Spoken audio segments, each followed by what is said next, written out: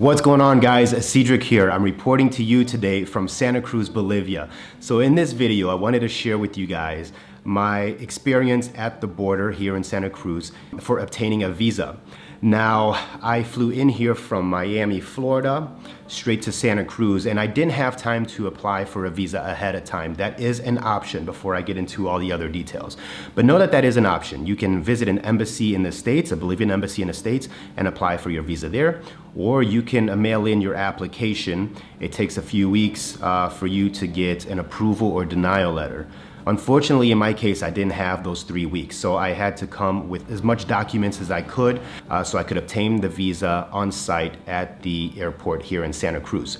So with that said, first and foremost, today is today is March 12th, 2022, and we are still in the middle of a pandemic. So the first thing that they are going to require from you is a negative PCR test no more than 72 hours before you board. They also require you to bring proof of vaccination. Now, you can enter without being vaccinated. According to the website, all this information that I'm telling you now came from the BolivianEmbassy.gov website. That's where I got my information on what to bring and how to be prepared to obtain the visa. Again, you can enter Bolivia without being vaccinated, but supposedly if you do that, you either have to quarantine or you're required to take another PCR test, and you have to quarantine until you get those results.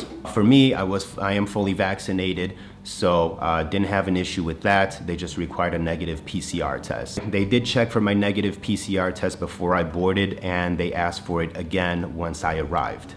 As far as the vaccination card or proof of vaccination, they didn't ask me anything about it, not when I boarded and not when I arrived. So, number 2 on the list, they require you to be vaccinated for yellow fever. So before I booked my trip out here, well, actually after I booked my trip out here, but prior to coming, I went to a place back home and got vaccinated for yellow fever, where they provide you this yellow card here.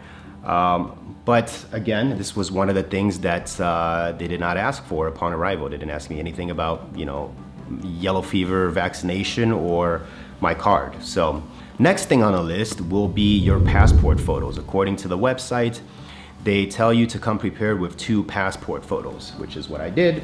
I took my little passport photos back home at the post office, came prepared with them, but obviously they are still here, so they didn't need them. I even told them that I had these with me, and they told me it wasn't necessary. They took my picture there with like their little, dash cam there. So passport photos, but no, they didn't ask for them at the border.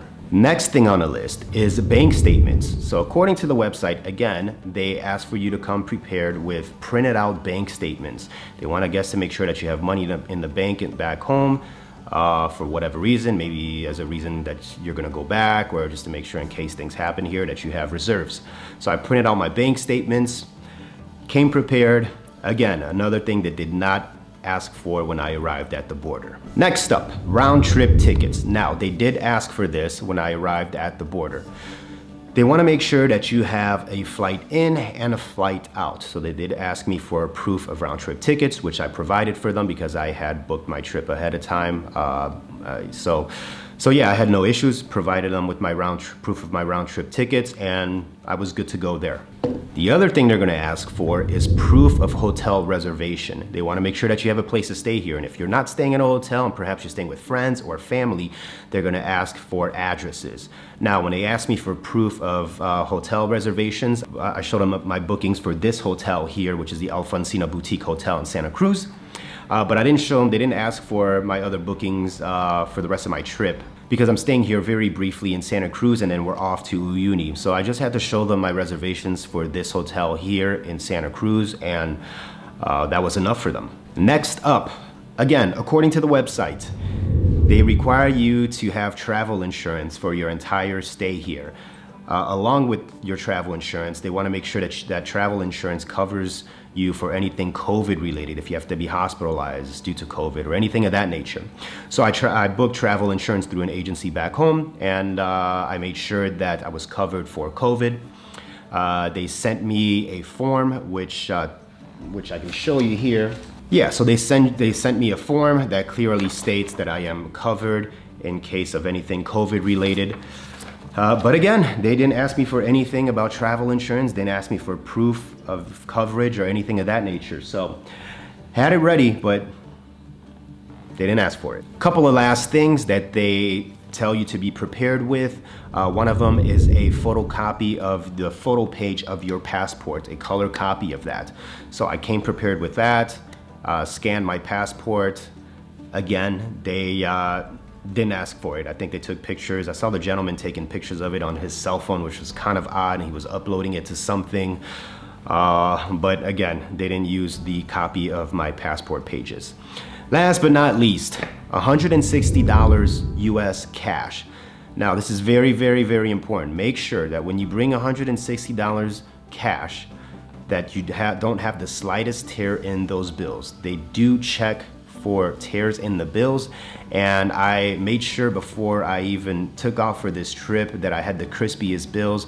And sure enough, when I handed to them the $160, he found two that, you know, flew by me when I was checking them, but with little tears in them. And I'm talking about little.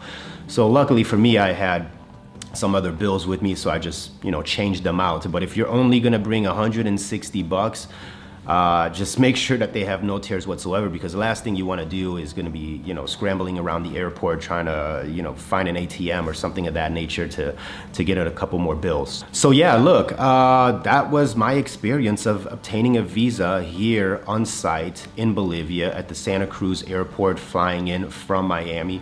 So out of all the things that the website tells you to come prepared with, they only asked for a couple of things, which was my negative PCR test, my round trip tickets, proof of hotel reservation, and $160 US cash.